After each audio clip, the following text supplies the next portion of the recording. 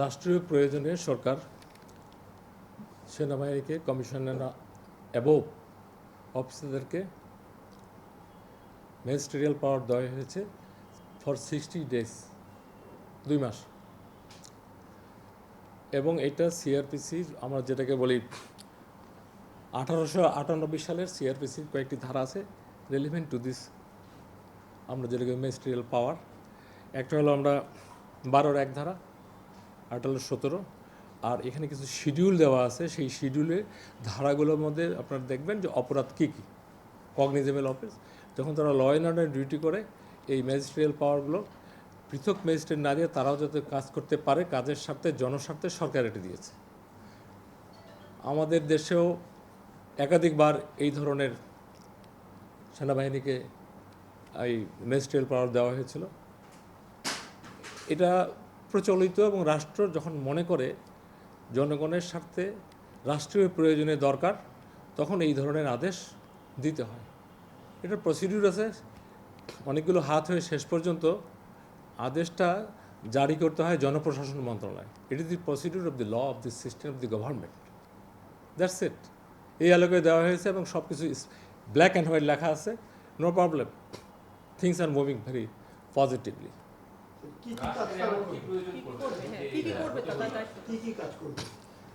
এখন আপনাদের প্রশ্নের প্রেক্ষিতে বলতে পারি, একটা তফসিলের কথা বলেছি, শিডিউল, এখানে ধারা দেয়া আছে।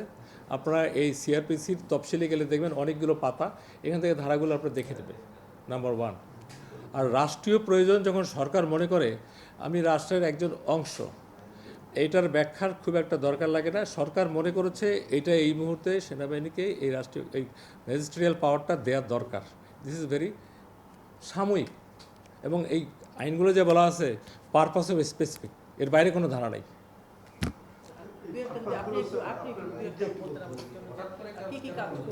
না, দুই একটা শোনেন, আমি তো বললাম সব লেখাই আছে। তারপরে যদি বলি, যেমন ল অ্যান্ড অর্ডার, একটা এমন মব হয়ে গেল, ডিসপাস করার জন্য ম্যাজিস্ট্রেটের জন্য অপেক্ষা করা যাচ্ছে না, like this. To be frank, most of the related to law and order, এবং ল অ্যান্ড অর্ডার শব্দটা এত ওয়াইড, এটার মধ্যে আপনারা বোঝেন কী কী বিষয় ইমপ্লাই। কাউকে এমন এক সময় পিক করতে হবে, জরুরি মুহূর্ত, রাষ্ট্রীয় প্রয়োজনে জনগণের জানমাল রক্ষা করতে, ভেরি রেয়ার, ইফ নেসেসারি দেন।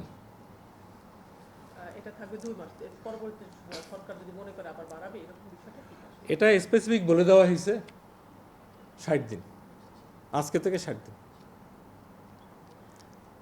এরকম প্রেক্ষাপটে কি কখনো এমন হয় যে নির্বাহী সাথে সেনাবাহিনীতে মানে তারা আপনাদের তো এরকম সিদ্ধান্ত তারা একসাথে মিলে কাজ করবে, বিষয়টা তো এরকম যদি একটু এটা। হ্যাঁ, আমরা যে বলি করি ল এনফোর্সিং এজেন্সির মধ্যে সবাই পড়ে, সিভিল অ্যাডমিনিস্ট্রেশনের মধ্যে আমরা যেটা ম্যাজিস্ট্রেট বলি অথবা ডিস্ট্রিক্ট ম্যাজিস্ট্রেট বলি, ভেস্টেড পাওয়ার, সকলে মিলে মাঠে কাজ করতেছে। 5 তারিখের পর থেকে আপনারা দেখতেছেন।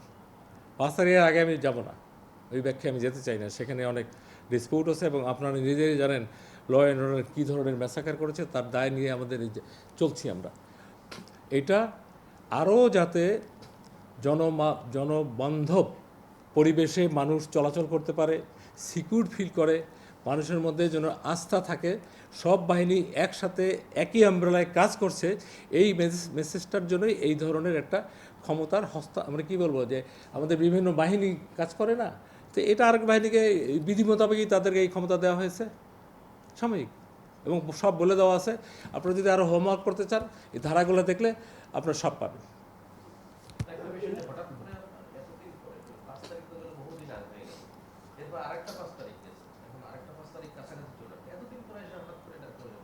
সরকার মনে করছে এই পরিস্থিতিতে, যেহেতু মাঠের বিস্তৃত পর্যায়ে আমাদের সেনাবাহিনীর বিভিন্ন লেভেল কাজ করছে, এরা মনে করেছে যে আমাদের এটা হলে the purpose of the government is secure the citizens and we are serving for the state. এই জন্য এটা এখন ফিল করা হলো যে এই মুহূর্তে এটা দরকার, এবং একটা টার্গেট বলে দেওয়া হয়েছে অনলি ফর 60 ডেজ।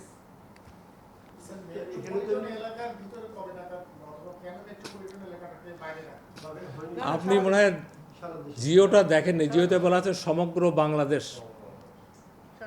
এমনিতে সাধারণত মানে প্রশাসন ক্যাডারের এই ক্ষমতাটা আছে, এখন তাদের সাথে কোনো কনফ্লিক্ট করার সুযোগ আছে? এটা কোনো ক্যাডারের ক্ষমতা না, এটা রাষ্ট্রের ক্ষমতা। Thank you very much. একটু ইয়ে প্রসঙ্গে যাবো ডিসিদের ওইটা যে এক না সপ্তাহে প্লিজ যাবো। Thank you very much. আমরা আবার বিভিন্ন সময়ে আপনারাও সরকারের আমি যে কথা হ্যাঁ আপনারাও সরকারের অংশ টাইম টু টাইম আপনারাও শেয়ার করবেন, আমরাও শেয়ার করব, উদ্দেশ্য একটা জনস্বার্থ। Thank you.